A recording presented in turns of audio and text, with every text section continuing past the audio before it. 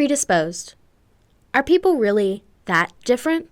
This book interested most of us because we are looking for the why behind not only our beliefs, values, and perspectives, but of those who do not necessarily agree with us. For some of us, the hope was that this book would explain the phenomenon that is Donald Trump's presidential campaign, and specifically those who support him in the race. Plus, we all wanted to know how the Trump campaign happened. Seriously, we have searched for justification of our political affiliation and viewpoints, whether this be to finally have an edge in the eternal debate with our conservative parents, or just wanting to know the psychology behind what makes every human unique in their perspective on politics. But first, let's start from the beginning. We want people to understand why they are different from each other and why those differences seem so frequently unbridgeable. First off, we have to define liberal and conservative. Instead of using phrases such as liberal and conservative, we could more accurately capture political differences by talking about individual preferences that reflect, for example, security and protection, or a desire for predictability, order, and certainty, or even a desire for equality and novel structures and events.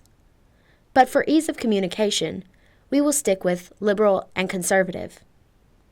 We want to make clear, though, that the deeper forces we explore do not demand that there just be two categories of political person. If you looked carefully enough, pretty much everyone's politics are as unique as their psychologies and cognitive tendencies. All of the relationships we describe are only tendencies, not hard and fast rules. Predispositions are not destiny, but defaults, and defaults that can be, and frequently are, overridden.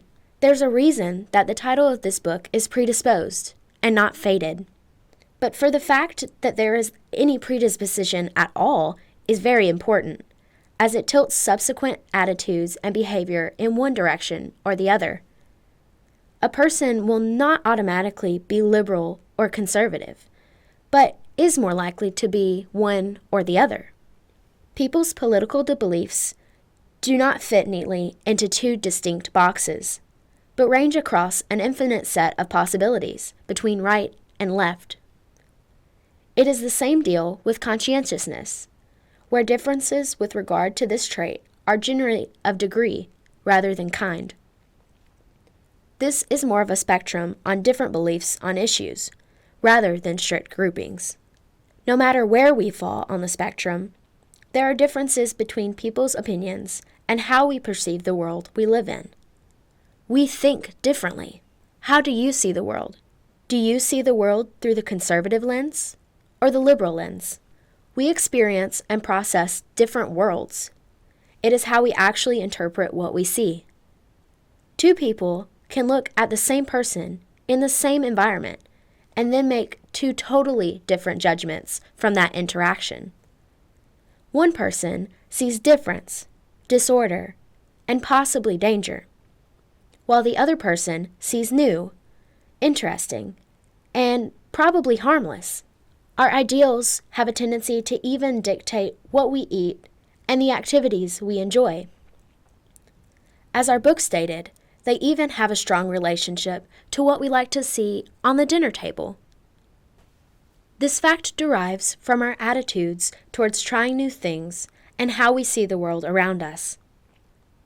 It uses the specific preference of arugula versus iceberg. Studies show that most liberals have a tendency to enjoy arugula due to their openness to try new and trendy things, while a conservative likes to stick with the ever-constant iceberg. President Obama appealed to many of his liberal viewers as he commented on the price of lettuce at Whole Foods.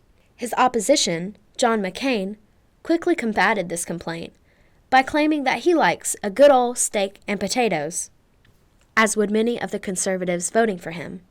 As you can see, the way we eat connects to life experiences we have and even transcends into who we vote for on Election Day. It ultimately comes down to more than just having differences in opinion. Some studies have shown that our brains even operate differently based on our political ideology. Not only do we think differently, but our brains even look different. Here's where it gets scientific. The ACC, or anterior and cingulate cortex, and the amygdala are particular parts of the brain that correlate political temperance and biology. The ACC is located behind the frontal lobe and is activated by error detection and conflict resolution. The amygdala is located in the middle of the brain and regulates our emotions. The study found that the ACC works faster and harder when presented with a conflict, increasing response correlates with people associated with the left of the spectrum. This part of the brain is larger in liberals. Where liberal ideology is correlated to the size and activity of the ACC, the amygdala is bigger in volume in the conservative brain. The amygdala help with paying closer attention to threat and processing a reaction accordingly. But even with this information, remember, predispositions are not fixed at birth. We are not making a nature versus nurture argument. Innate forces, combined with early development and later powerful environmental events, to create attitudinal and behavioral differences.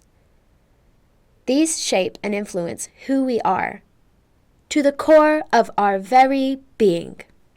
We are not trying to reduce political differences to just biology, but we are also not happy with political differences being reduced to simply free will or simply nurture. In the perception of threat, conservatives respond more quickly and dramatically. You may notice that you reacted much differently to the noise than your neighbor. You can observe that this startle response is much higher, both physiologically. It is a significant adjustment to think of attitudes as products of not just our environments or situations, but also of biologically based predispositions.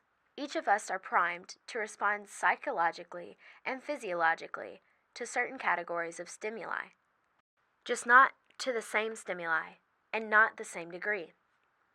Show a group of people the same stimulus, and some will flatline, while others will get a case of the vapors.